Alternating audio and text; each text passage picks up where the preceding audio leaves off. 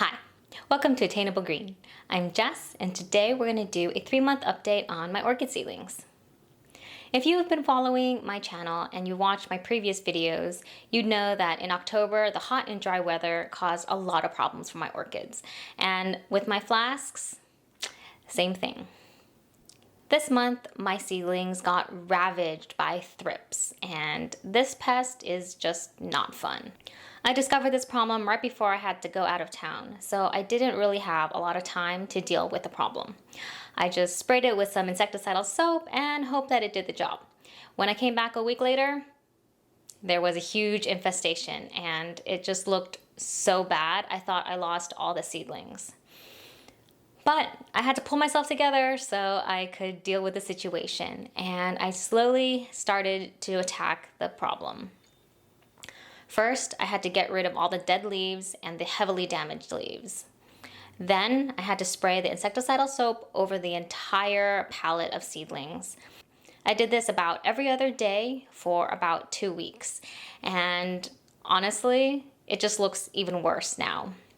A lot of the leaves on my Dendrobiums defoliated. My Epidendrums barely scraped by, and the Cattleyas, surprisingly, they survived. A lot of the Cattleyas were buried in the sphagnum moss, and I think that saved them from the devastation of the thrips. The large compote of Cattleyas seedlings were hit the hardest, and I had to separate any of the seedlings and save what remained. I think there was about 10 seedlings left by the end of this. I know the Dendrobiums will bounce back because they have the canes to supply the energy to make new growths and make new leaves. It's a good thing that I didn't deflask my Vanda seedlings, or everything would have been in terrible shape.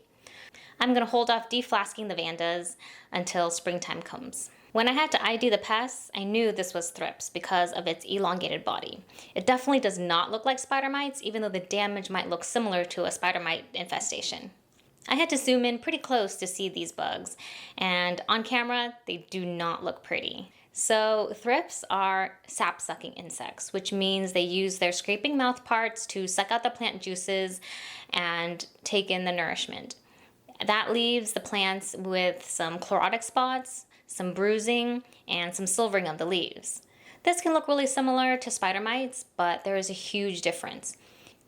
If you look really closely, the pests are pooping out these plant juices in these black dark circles, these little blobs, and that's how you can tell that it's thrips and not spider mites. It's kind of gross, but it's a way to identify the thrips. Most of the time, the adult thrips have wings, so you might not see them on the plant.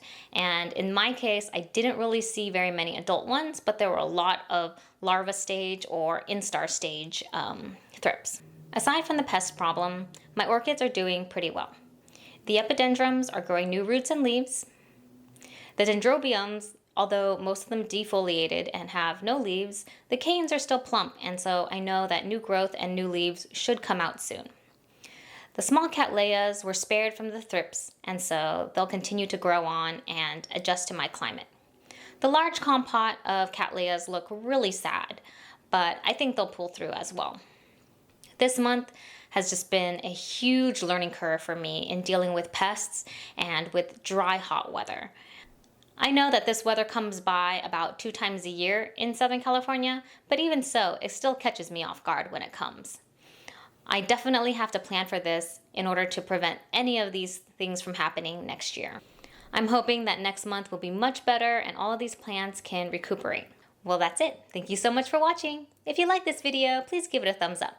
Subscribe to my channel, Attainable Green, for all the latest updates. And hit the bell so you never miss an episode. Bye!